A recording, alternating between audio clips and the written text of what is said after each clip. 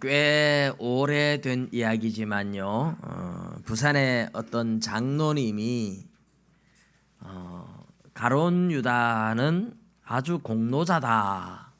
가룟 유다가 예수님을 팔지 않았으면 예수님이 십자가 지지 않고 그래서 인류가 구원 얻지 못할 텐데 가룟 유다 덕분에 예수님을 팔아서 우리가 구원을 얻었지 않느냐. 그래서 가룟 유다를 공로자다 이렇게 이야기를 하는 바람에 난리가 난 적이 있습니다. 많은 사람들의 빗발치는 공격을 받고 그분이 철회를 하기는 했지만 이런 논리를 종종 펴는 사람들이 있어요. 우리는 그런 것을 뭐라고 하나요?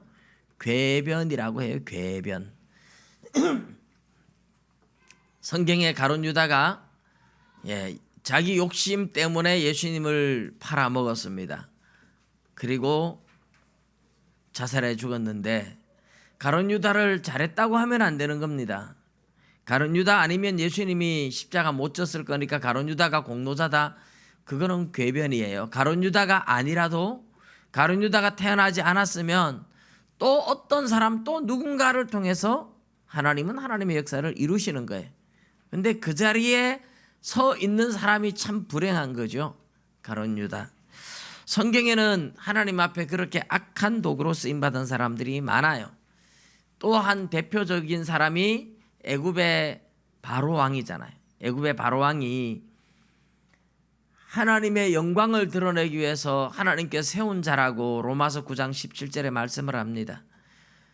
이 바로 왕이 계속 하나님을 대적하고 하나님의 말씀을 거역함으로 인해서 하나님의 권능이 나타나고 10가지 재앙을 통해서 하나님이 얼마나 위대하신 분인지 다 드러난 거잖아요. 그러면 바로 왕이 하나님의 영광을 다 드러냈으니까 바로 왕이 잘했다. 칭찬받아야 됩니까? 하나님 앞에 상을 받아야 됩니까? 아닙니다. 그럴 수 없죠. 하나님을 대적한 대적자인데 하나님의 원수인데 그가 하나님을 대적함으로 하나님의 영광이 드러났다고 해서 하나님이 그에게 상을 주지 않습니다. 상을 받을 수 없죠. 벌을 받을 수밖에 없습니다. 근데 이런 궤변을 사람들이 참 많이 가지고 있어요. 오늘 우리가 읽은 이 로마서 3장이 똑같은 논리를 사람들이 펼 것을 대비해서 바울 사도가 그럴 수 없느니라 하는 이야기를 하고 있는 거예요. 이제 로마서 6장에도 가면 같은 이야기를 해요. 하나님이 죄가 많은 곳에 더욱 은혜를 넘치게 부어 주었다고 하니까 그러면 은혜를 더 하게 하려고 은혜를 더 넘치게 받기 위해서 죄 짓자. 죄를 많이 짓자. 죄가 많은 곳에 은혜가 넘쳤다니까 더 많이 죄를 짓자. 그런 말이 그런 논리가 있을 수 없다고 바울이 이야기를 하는 거죠. 그런 것은 궤변에 불과하고 하나님의 은혜를 욕되게 하는 자들이 하는 이야기입니다.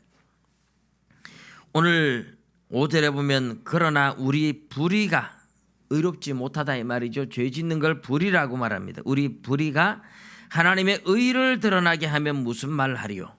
우리가 죄 짓는 바람에 하나님의 거룩함, 하나님의 권능 이런 게 더 확실하게 드러나지 않았느냐? 이렇게 말을 하는 사람들이 있다는 말입니다. 내가 사람의 말하는 대로 말하노니 사람들이 흔히 말하기를 이런 말이요. 쉽게 우리가 의역을 하면 그런 사람들을 두고 하나 사람들이 이렇게 말할 수 있지 않겠느냐. 진노를 내리시는 하나님이 불의하시냐. 진노를 내리시는 하나님이 진실하지 못하냐. 이제 이런 얘기죠. 하나님의 의를 드러나게 했는데 왜 하나님이 벌을 내리십니까? 이런 얘기를 사람들이 한다는 거죠. 그래서 벌을 내리는 하나님이 잘못됐느냐? 결코 그렇지 않다. 만일 그러하면 하나님께서 어찌 세상을 심판하시리요? 하나님이 세상을 심판하시는 분인데 이 사람이 이렇게 말하고 저 사람이 저렇게 말한다고 심판도 못하고 그러면 하나님의 주권이 없는 거예요. 여러분 나라의 대통령이 되면 국민들이 막 이 소리하고 저 소리하고 하는데 대통령이 주관을 가지고 뚜렷한 주관을 가지고 밀고 나가지 못하면 이 얘기 듣고 끌려가다 저 얘기 듣고 끌려가다 이러면 아무것도 못하는 겁니다. 여러분 옛날 그 이야기 우리 초등학교 때 들었던 학교 책에 나왔죠. 그 뭐 당나귀 아버지와 아들과 당나귀 이야기 있어요. 당나귀를 시장에 팔려고 가는데 아들을 태워 가지고서 가니까 지나가는 어른들이 이렇게 딱 보고 버릇없는 놈의 자식 아버지를 걷게 하고 지가 타고 간다고. 그래가지고 아버지가 그 소리 들으니까 그것도 그런가? 그래서 야 내려라 내가 탈게 이래가지고 이제 아버지가 타고 아들이 끌고 갑니다. 그러니까 또 이번엔 젊은 아낙네들이 아이고 세상에 인정머리 없는 양반 자식은 걷게 하고 아버지가 자기가 혼자 타고 간다고 또 막 흉을 보는 거예요. 그래가지고서 안 되겠다 니도 타라 이래 둘이서 타고 갔답니다. 그러니까 이번에 또 막 사람들이 또 보다가 아이고 인정머리 없는 양반 저 당나귀 얼마나 힘들겠나 두 사람이 같이 타고 가다니 이러면서 막 흉을 보는 거예요. 아버지가 이번에 생각해 안 되겠다 내려라 우리 그만 당나귀 메고 가자. 그래가지고 당나귀 다리를 묶어가지고서 둘이 작대기 긴 데다 꿰어 메고 가니까 외나무 다리를 건너갔는데 당나귀가 꿈틀을 하는데 그만 떨어져가지고 당나귀 물에 빠져 죽어버리고 말았다 하는 옛날 이야기가 있잖아요. 이 이야기는 남의 말에 너무 흔들리지 말라는 거예요. 우리는 그런 사람을 보고 귀가 얇다 그래. 귀가 얇다. 누가 막 이래가지고 돈이 된다 이러면 그 말이 확 끌려가고 누가 이게 좋다 이러면 확 끌려가고 그런 사람들이 사기도 잘 당하고 남의 말에 너무 이렇게 쉽게 잘 믿는 사람들 그렇다고 또 너무 완고해서 하나님의 말씀도 안 믿는 사람들도 세상에 많고 근데 이게 이제 사리 분별을 정확하게 하는 지혜가 참 필요하죠. 하나님은 주권을 가진 분이에요. 포기장리 권세를 가졌다고 이 로마서 9장에 이야기를 해요. 하나님이 세상의 악을 심판하시는데 뭐 이 사람이 이렇게 말하고 저렇게 말한다고 해서 하나님이 심판을 못 하실 분이 아니고 죄를 짓는 결과에 이런 좋은 일도 있으니까 벌을 내리면 안 된다. 하나님 벌하시는 하나님 진실하지 못한 거다. 뭐 이런 얘기가 통하지 않습니다. 오늘 그래서 이 본문을 보면서 우리가 알 수 있는 중요한 원리는 죄는 어떤 경우도 핑계할 수 없습니다. 한번 따라해 봅시다. 죄는 핑계될 수 없다. 예. 죄를 짓고 나서 사람들은 변명을 하길 좋아하죠. 다른 사람에게 변명을 잘 핑계를 돌립니다. 아담이 선악을 알게 하는 나무의 열매를 따먹고 누구에게 핑계를 돌렸습니까? 하와에게 돌렸죠. 그러나 그 이야기를 잘 보면요 하나님께도 핑계를 돌립니다. 하나님이 만들어준 바로 저 여자 때문에 저 여자 하나님이 만들어준 그 여자 때문에 내가 이렇게 유혹을 당해서 선악을 알게 하는 나무의 열매를 먹었습니다. 저 여자 때문에 먹었습니다 하고 여자에게 핑계를 대면서 그 여자는 하나님이 만들어주시는 바람에 이렇게 하나님께도 은근히 핑계를 대요. 그런데 그런 핑계가 통하지 않습니다. 하나님이 만들어줄 때 죄지라고 만들어준 거 아니에요. 여자가 유혹한다고 죄에 빠진 건 자기 잘못이죠. 어느 분이 그런 얘기를 하시더라고요. 동성애자들은 태어날 때부터 성향이 그래서 어쩔 수 없다더라. 여러분 성경에서는 분명히 동성애가 죄라고 이야기를 하는데 태어날 때부터 성향이 그래서 이거는 핑계입니다. 절대로 이런 핑계가 하나님 앞에 통하지 않아요. 여러분 아무리 죄의 성향을 가지고 있다 그래도 성령을 받으면 변화될 줄로 믿습니다. 그러면 성향이 동성연애만 성향이 있습니까? 여러분 태어날 때부터 저는 죄 지을 성향을 가지고 태어났습니다. 여러분 안 그래요? 성경이 뭐라 그래요? 태어날 때부터 모친이 죄 중에서 나를 잉태했고 날 때부터 우리는 죄인으로 태어납니다. 우리는 모두 죄 지을 성향을 가지고 태어나요. 그래서 죄 지을 성향을 가지고 태어났다고 죄 짓는데 그게 정당화될 수 있습니까? 아닙니다. 정당화될 수 없어요. 핑계될 수 없습니다. 하나님이 그런 것들을 용납해 주지 않으세요. 죄는 죄고 죄는 하나님 앞에 분명히 심판받을 겁니다. 이런 죄를 지으면서 사람들은 다른 사람에게 핑계를 자꾸 돌립니다. 우리나라에 최근에요, 지금 몇 년 됐지만은 동성애를 합법화시키려고 하는 노력이 굉장히 많이 일어납니다. 어제도 제가 서명하라고 하는 걸 못했는데 요즘은 초등학교, 중학교 학생들한테 이 성교육, 우리나라에서 국가에서 표준화된 성교육이 있어요. 그런데 그거를 폐기 처분하고 동성애를 가르치고 초등학생들한테 동성애가 좋다고 가르쳐야 되고 뭐 성자유와 이제는 성을 막지 말고 피임을 가르치자, 이런 걸 성교육으로 넣자 이거예요. 왜 이렇게 할까? 뿌리를 보면요, 이 뿌리를 보면 이 실제로 이제 마오쩌둥이라는 중국의 모택동이가 문화혁명을 통해서 중국의 공산혁명을 완성시켰는데, 이 마오쩌둥이 문화혁명을 일으킬 때 젊은 학생들, 홍위병이라고 해서 젊은 학생들을 선동해가지고 성공을 시켰어요. 자식이 부모를 예수 믿는다고 잡아가고, 이게 중국의 문화혁명 때 일어났던 엄청난 사건입니다. 기독교가 완전히 사라진 줄 알았는데 그래도 하나님이 기독교를 중국에 살려주셨죠. 근데 우리나라에도 실질적으로 좌파가 우리나라를 완전히 없애려고 홍위병 문화혁명을 통해서 하듯이 정교조를 통해서 하려고 했는데 제일 걸림돌이 교회예요. 그래서 교회를 없애기 위해서 집요하게 하는 게 이제 교회를 타락시키겠다고 하는 것 중에 하나가 동성애를 합법화해서 정상적인 결혼하고, 그걸 죄라고 말하는 목사는 감옥에 들어가야 되고, 이 법을 만들기 위해서 국회에 법을 만들기 위해서 굉장히 막 한 달에 한 건씩 두 달에 한 건씩 계속 법을 올립니다. 지금까지 기독교인들이 계속 이 법을 막아왔어요. 저도 여러 차례 새로운 법을 이렇게 만들면 또 안 된다고 우리가 서명을 하고, 그럼 또 다른 쪽으로 또 법을 만들면 또 안 된다고 서명하고, 벌써 여러 차례 그렇게 반대 서명을 해왔어요. 기독교가 눈에 가시인 거예요, 이 사람들은. 여러분, 이게 영적 전쟁이죠. 이게 그냥 사상 전쟁이 아닙니다. 영적 전쟁이에요. 우리 기독교를 없애겠다고 발벗고 나서는 세력이 있습니다. 요즘 그 이정훈 교수의 동영상이 이렇게 많이 뜨더라고요. 종자연 종교 자유 연구소라는 이제 그분이 종자연을 만드는 분이더라고요. 그래가지고 종교 자유 연구소 해가지고 종교에는 자유가 있다.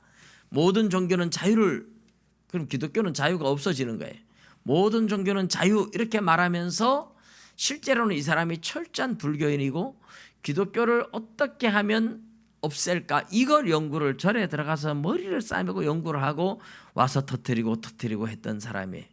옛날에 어느 기독교 미션스쿨의 한 고등학생이 이 예배 드리는 거 가지고 점수 주는데 이거는 불합리하다 하고 1인 시위를 계속하고 막 한동안 떠들었는데, 그 배후에 바로 이 사람이 있었더라고요. 이 종자연에 이 사람이 이제 그때부터 자기가 시작을 했다 그러더라고요. 유튜브에 이정훈 교수의 강의가 나오니까 한 번씩 보시면 좋을 것 같아요. 이 사람이 예수를 믿었어요. 기독교를 없애기 위해서, 기독교를 괴롭히기 위해서 그렇게 연구를 하는데, 절에 가니까 한 번은 그걸 또 새로운 방법을 찾기 위해서 절에 갔는데 하도 머리가 아파서 절에 못 있고 집에 왔는데, 기독교를 공격하기 위해서는 기독교를 알아야 되잖아요. 그래서 CTS 방송을 봤대요. CTS, CBS 방송을 늘 보면서 기독교에서 뭐라고 하는지를 배워가지고 그거를 어떻게 공격할까 이제 했는데, 한 번은 어느 목사님이 회개하라는 설교를 하더래요.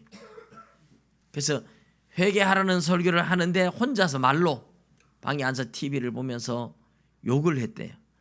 욕을 하는 순간에 혀가 딱 굳어지는 순간에 온몸이 얼어붙으면서 막 팍 꼬꾸라진 거예요.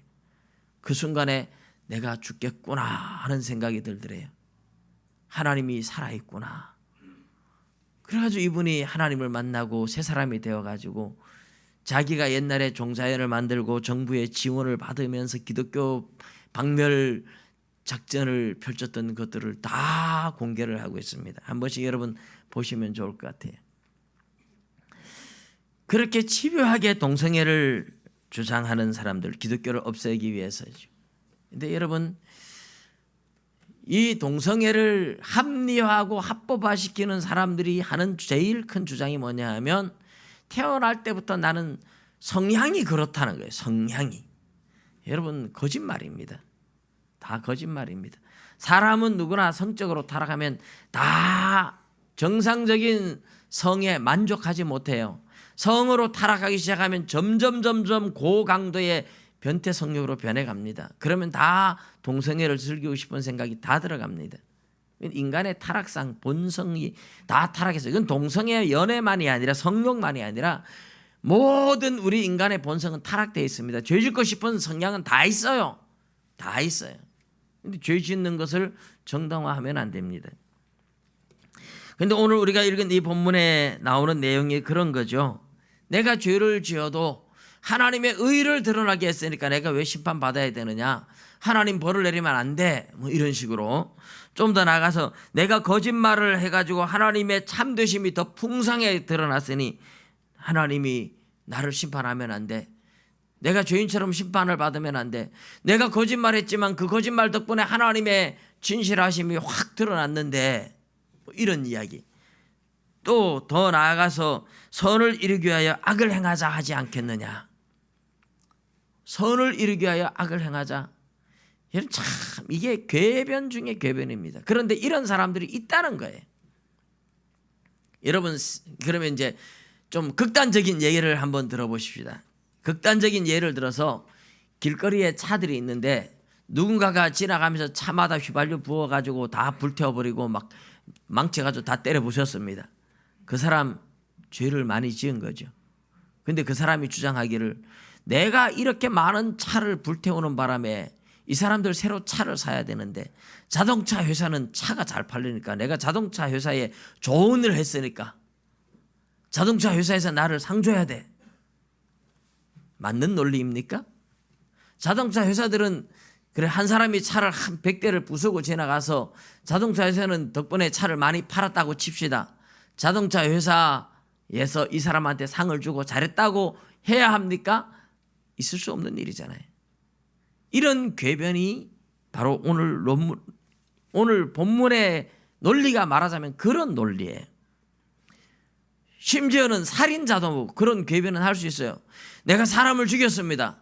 내가 사람을 죽였지만은 내 덕분에 병원에서 돈 벌고 장의사가 돈 벌고 공동묘지가 돈 벌었잖아. 그 사람들이 나한테 상 줘야지. 이런 궤변이 통합니까? 이런 말이 있을 수가 없는 얘기예요. 그런데 오늘 본문에서 말하는 이 사람들은 바로 그런 궤변을 하고 있다는 이야기입니다. 내가 죄를 지었지만 내 죄 덕분에 하나님의 의가 드러났으니 나는 벌 받으면 안 돼. 이런 논리를 펴고 있는데 바울이 그럴 수 없다. 있을 수 없다.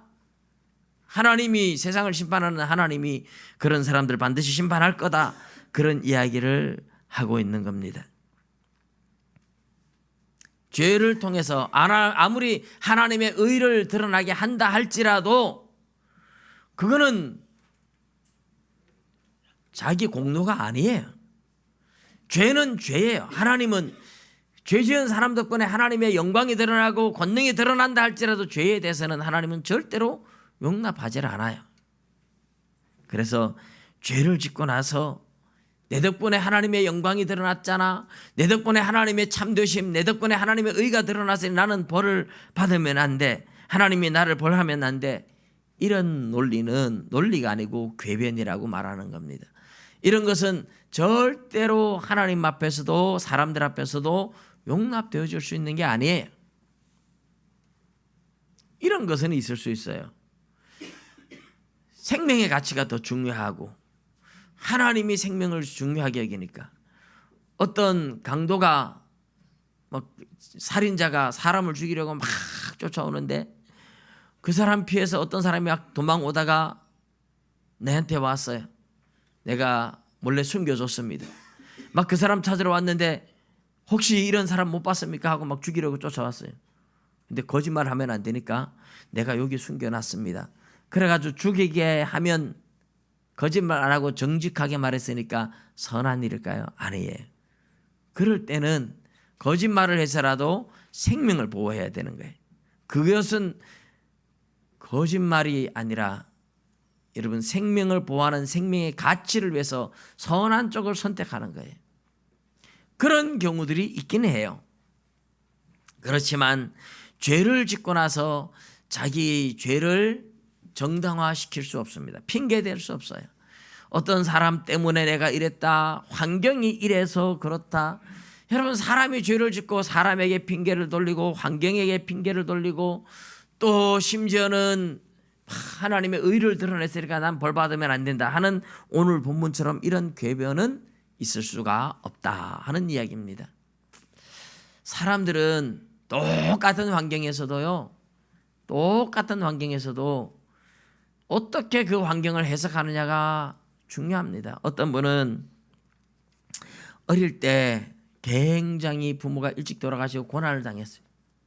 그런데 나는 이런 고난 덕분에 내가 열심히 내가 사는 법을 배웠다. 그리고 학대를 받으면서 학대를 받는 덕분에 내가 불쌍한 사람들을 이해하게 되었다. 뭐 배우지 못했기 때문에 다른 사람들은 못 배운 덕분에 막 회사에 들어가서 남들한테 더 알려고 열심히 해가지고 이런 지식을 내가 얻었다. 정말 그런 사람들이 있더라고요.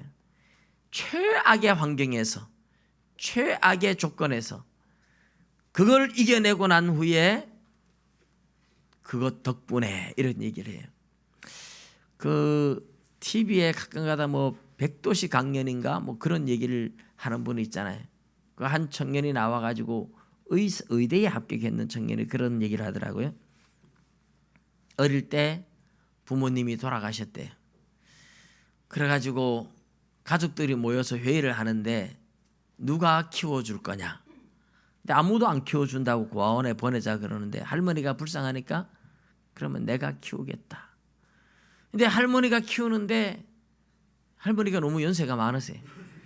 그래서 이 애가 중학생 때부터 고깃집 알바를 하면서 사정사정 해가지고 그렇게 돈을 벌어가지고 그렇게 이 할머니를 모시고 살아냈더라고요. 근데 대학교를 또 가야 되는데 경영대학인가 뭐 이렇게 됐는데 학비가 없어서 못 간 거예요. 그러니까 노가다를 하는데 그러다가 이렇게 다리를 다쳐가지고 병원에 입원을 해 있었는데 근데 병원에 입원해가지고 모든 걸 포기하려고 하던 그가 병원에 입원해가지고 이제 아픈 사람들을 많이 보면서 이래가지고는 안 되겠다. 내가 좋은 의사가 돼야 되겠다. 그래가지고 정말 열심히 공부를 했는데 할머니가 자기를 키워주는 게 또 너무 고마워서 미안하고 고마워서 할머니를 기쁘게 해드리기 위해서 나는 꼭 성공해야 돼. 그래가지고 노가다를 하고 막 그리고 와서 막 6시간 동안 막 공부를 하니까 너무 피곤해 지치고 막 포기하고 싶은 때가 많았는데 할머니를 기쁘게 해드리고 싶어서 열심히 공부해가지고 의대에 합격을 한 거예요. 그러고 나와서 강연을 하는 거예요. 자기의 최악의 환경을 이야기하면서 사람들한테 그래요. 저 참 많이 고생 참 많이 했죠. 이러면서 참 고생 많이 했어요. 요즘 시대에 저런 젊은이가 있을까 싶을 정도로 최악의 환경인데 그 환경에 매여서 환경 탓하지 않고 열심히 노력했더라고요. 여러분 환경 탓하지 않고 열심히 노력하는 사람도 있는데 먹여주고 입혀주고 돈 대주고 하는 좋은 환경에 있으면서도 늘 누구 때문에 열등감을 가지고 원망하고 불평하고 거기에다가 죄까지 짓고 이런 죄를 하나님 앞에 변명할 수 없습니다. 핑계댈 수 없습니다. 여러분 모두가 죄를 멀리하시고 죄와 싸워서 이기시기를 주님의 이름으로 축복합니다. 오늘 두 번째로 우리는 선한 도구가 돼야 합니다. 오늘 설교 제목이기도 하죠. 선한 도구만 되십시오. 그랬습니다. 선한 도구. 무슨 말입니까? 죄를 짓고 나서 사람들이 변명을 하는데 죄를 짓는 것은 악한 도구입니다. 선한 도구가 되는 것이 하나님 앞에 칭찬 듣고 상 받는데 악한 도구가 되고 나서 변명을 하는 거예요. 제가 시골 교회에 있을 때에 교회 바로 앞에 있는 집사님이 참 늘 가슴 아파했는 게 그거예요.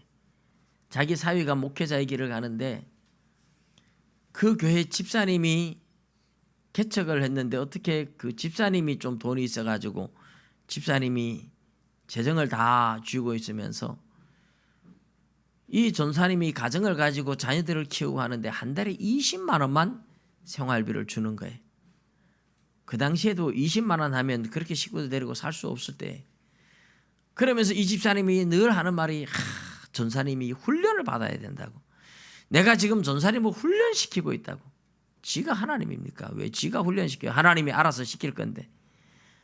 그래가지고 이 전사님이 꽃집에 다니면서 이제 꽃을 팔고 이래가지고 이제 먹고 살고, 사모님도 또 뭐 일해서 먹고 살고.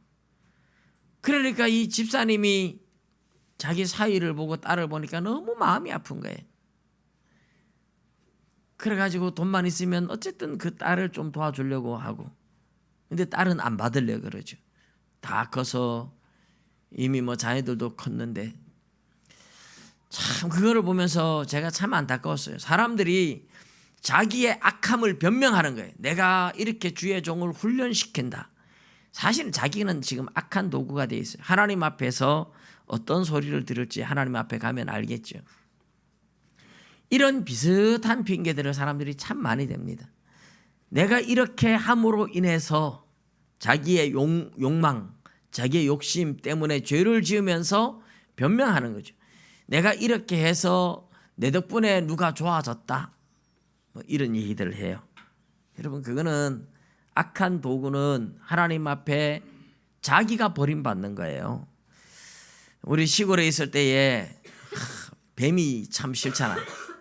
시골 교회에 있을 때 예배당 문 열고 딱 들어가려고 하는데 앞에 뱀이 한 마리 딱 또 아리를 틀고 앉았어요. 그런 걸 보면 그냥 뭐 작대기로 그냥 때려잡는 거예요. 사정없이 막 때려잡고 나면 갖다가 죽여가지고 저 버리고 나면 짝대기에 막 뱀 피가 묻었어요. 그러면 이제 짝대기 넌 공로자야. 너는 끔찍한 뱀을 죽였으니 너는 공로자야 하고 제가 방에다 탁 짝대기를 모셔놨습니다. 그럼 사람들이 저를 보고 뭐라 그럴까요? 미쳤다 그러지요. 야, 보기 싫어요. 짝대기 가지고 뱀 때려잡았는데 뱀의 피가 묻은 짝대기도 보기 싫어서 하고 저 갖다가 버립니다. 그게 악한 도구예요, 여러분. 악한 도구는, 이런 짝대기는 뱀을 때려잡는 데 쓰임 받았지만 지도 버리는 거예요. 하나님이 사람을 쓰실 때에 선한 도구로 쓰임 받은 사람은 하나님 앞에 상을 받고 칭찬을 받지만, 악한 도구로 쓰임 받은 사람은 하나님이 사용하고 나서 버립니다. 여러분, 어떤 사람이 되고 싶습니까? 정의를 외치는 것 같지만은 보면 정의가 아니에요. 사람을 죽이고 사람을 힘들게 하고 사람을 망하게 하고, 그건 정의가 아니에요. 많은 사람들이 정의라는 이름으로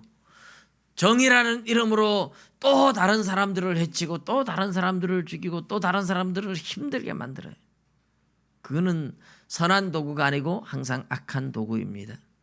여러분, 어쨌든 선한 도구가 되십시오.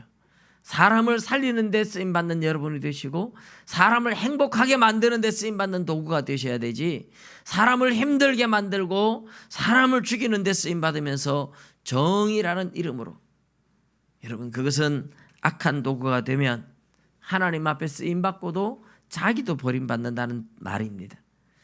여러분 모두가 사람을 살리고 사람을 행복하게 만드는 하나님의 기쁨이 되고 하나님께 영광이 되고 하나님께도 기쁨이 되지만 사람들에게도 기쁨이 되는 사람들이 선한 도구입니다. 하나님의 기쁨이 되고 사람들에게도 행복을 주는 선한 도구가 되시기를 주님의 이름으로 축복합니다. 기도드리겠습니다.